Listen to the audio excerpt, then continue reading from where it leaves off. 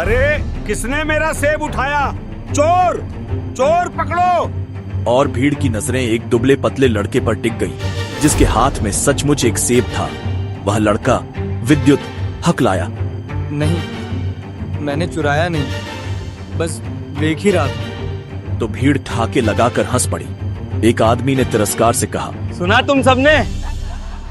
ये लड़का खुद को योद्धा कहता है और सेब भी खरीद नहीं सकता। ये लड़ेगा मुकाबले में अपने इस लकड़ी के भाले के साथ। एक लड़का व्यंग्य में बोला, तेरा बाप कौन है रे? या तू बाप रहित है? तभी तो तेरी बूढ़ी दादी तुझे पाल रही है। दूसरा हंसा। हाँ, और ये सोचता है कि मुकाबला जीतकर देवता इसे अस्त्र देंगे। चारों तरफ हंसी, ताने और तिरस्कार बरसते रहे और विद्युत की आंखें भर आईं। वह सिर झुकाकर खड़ा रह गया।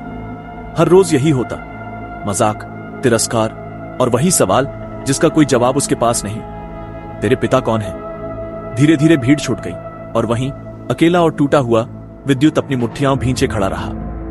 उसने खुद से धीमी आवाज में कहा, बस अब और नहीं। इस साल मैं मुकाबले में उतरूंगा, जीतूंगा भी और अपने माता पिता का सच खोज निकालूंगा। एक दिन सबको मेरा नाम याद रहेगा। उसके आंसू अब आग बन चुके थे। मैं साबित करूंगा कि मैं सिर्फ बूढ़ी दादी का बोझ नहीं हूं, मैं उनका गर्व बनूंगा। इंद्रपुरी साम्राज्य का छोटा सा परंतु समृद्ध राज्य, जहां शक्ति और सामर्थ्य की परंपरा पीढ़ियों से चली आती है। हर वर्ष महाराज नागा अर्जुन एक भव्य मुकाबला कराते हैं, जहां योद्धा अपनी शक्ति सिद्ध करने आते हैं। और इन्हीं भीड़भाड़ वाली गलियों में एक लड़का था, सबकी नजर में कमजोर, अनजान और अकेला, जिसका नाम था विद्युत। और तभी आसमान से तेज गड़गड़ाहट गूंजी, बिजली सी चमकी और पूरा बाजार हिल उठा। विद्युत का मुंह खुला रह गया, उसके होंठ कांपे और वह पूरे बाजार में चिल्लाया, वो देखो, सूरज नीचे गिर रहा है। और अगले ही पल ठहाकों से गूंज उठी। एक ने हंसकर कहा, ये पागल हो गया है। सूरज भी कभी गिरता है क्या? दूसरे ने तंज कसा, अरे कोई इसे पागल खाने भेज दो। कभी सूरज, कभी देवता, कुछ भी बकता रहता है। दुकानदार झिड़का, सुबह सुबह अपशकुन मत कर बालक, जा यहां से, वरना और काम खराब करेगा। लोग हंसते रहे। किसी ने ऊपर देखने की जहमत भी न की। उसी पल सचमुच आकाश से एक अग्निपिंड और निकट आ रहा था। उसकी तपिश दूर से महसूस होने लगी। कपड़े झुलसने लगे, मिट्टी से धुआं उठने लगा। पर भीड़ अब भी अंधी थी। विद्युत दांत भींचकर फुसफुसाया, मूर्ख हैं सब, पर मुझे फर्क नहीं पड़ता। अगर मैंने अभी कुछ नहीं किया तो ये सब मर जाएंगे। उसकी नजर सीधे साम्राज्य की उस मीनार पर गई, जहां खतरे का संकेत जलाकर योद्धाओं को बुलाया जाता था। और वह दौड़ पड़ा। विद्युत मीनार तक पहुंचा। यही वह अग्निकुंड था जो पूरे साम्राज्य को चेताता था। पर राह में सख्त निगरानी वाले सैनिक खड़े थे।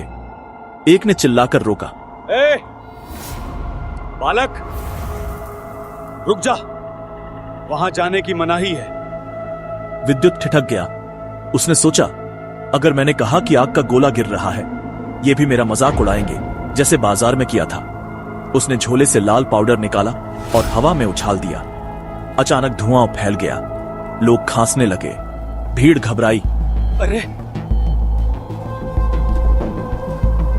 ये क्या हो गया? धुआं, धुआं!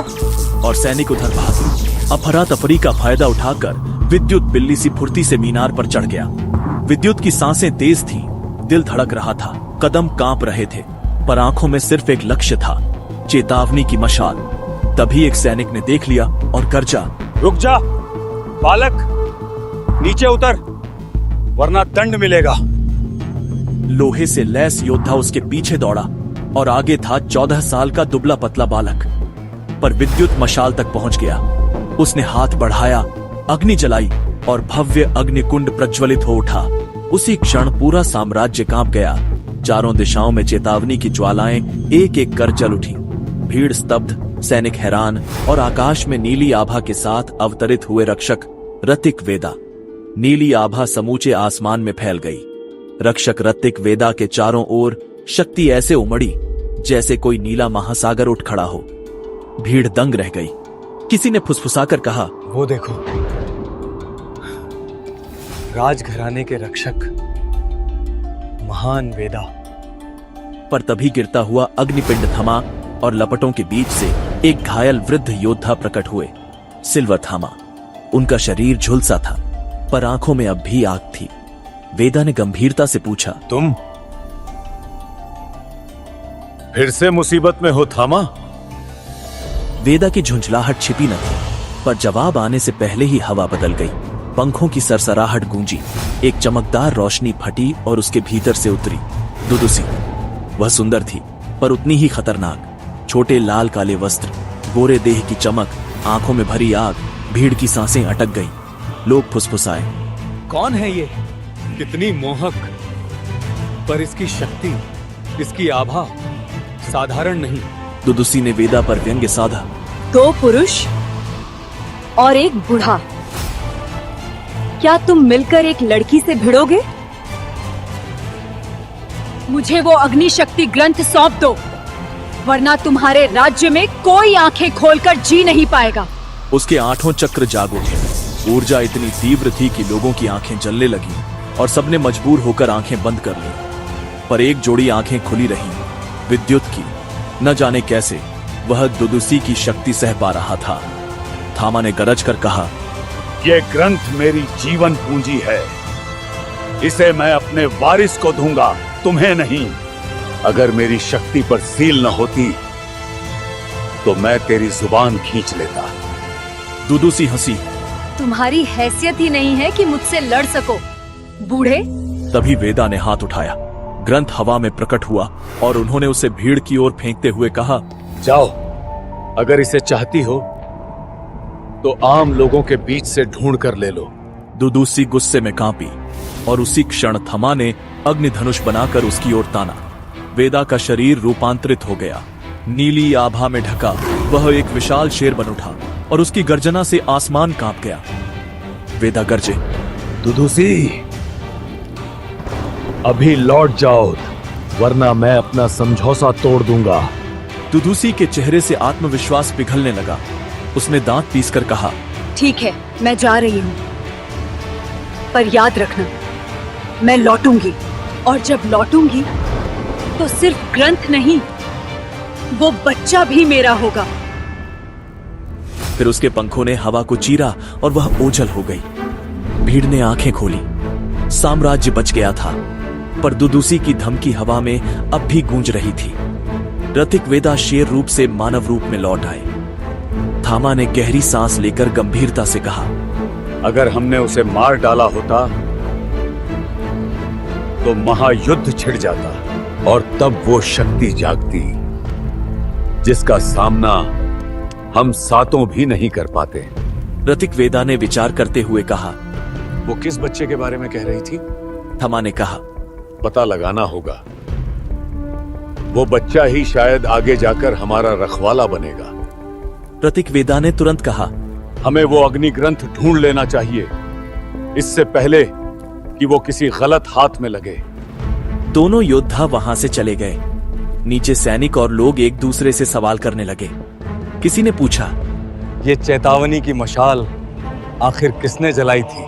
और दूसरे सैनिक ने हंसकर कहा, किसी पागल बालक ने। कोई बच्चा क्या साम्राज्य बचाएगा? भीड़ फिर हंसी, पर सच यह था कि एक बालक ने ही मशाल जलाई थी। भीड़ के बीच से धीरे धीरे हटते हुए 14 साल का विद्युत झुककर मिट्टी से कुछ उठाता है। अग्निशक्ति ग्रंथ। उसकी सांस थम जाती है। वह कांपते हाथों से ग्रंथ उठाकर झोले में छुपाता है और भाग जाता है। किसी ने उसे देखा भी नहीं। रात का समय अपनी छोटी झोपड़ी में लौटकर विद्युत ग्रंथ को सामने रखता है और सोचता है, क्या यही वो ग्रंथ है जिसके लिए इतने शक्तिशाली योद्धा लड़े? वह झिझकते हुए पहला पन्ना खोलता है। शायद यही बताएगा कि मैं कौन हूं। और अचानक पन्नों से तेज प्रकाश निकलता है। कमरा रोशनी से भर जाता है। उसकी आंखें चौंधिया जाती हैं। उसका शरीर हवा में उठता है। उसकी गर्दन का लॉकेट चमकने लगता है। उसके शरीर पर उकेरे रहस्यमय चिन्ह जगमगाने लगते हैं। विद्युत हवा में तैरता है, मानो कोई अदृश्य शक्ति उसके भीतर प्रविष्ट हो रही हो। आगे की कहानी जानने के लिए देखिए अगला एपिसोड सिर्फ पॉकेट एफएम के यूट्यूब चैनल पर, और ब्रह्म योद्धा द डिस्ट्रॉयर के सारे एपिसोड्स को सुनने के लिए डिस्क्रिप्शन में दी लिंक से डाउनलोड करें पॉकेट एफएम ऐप।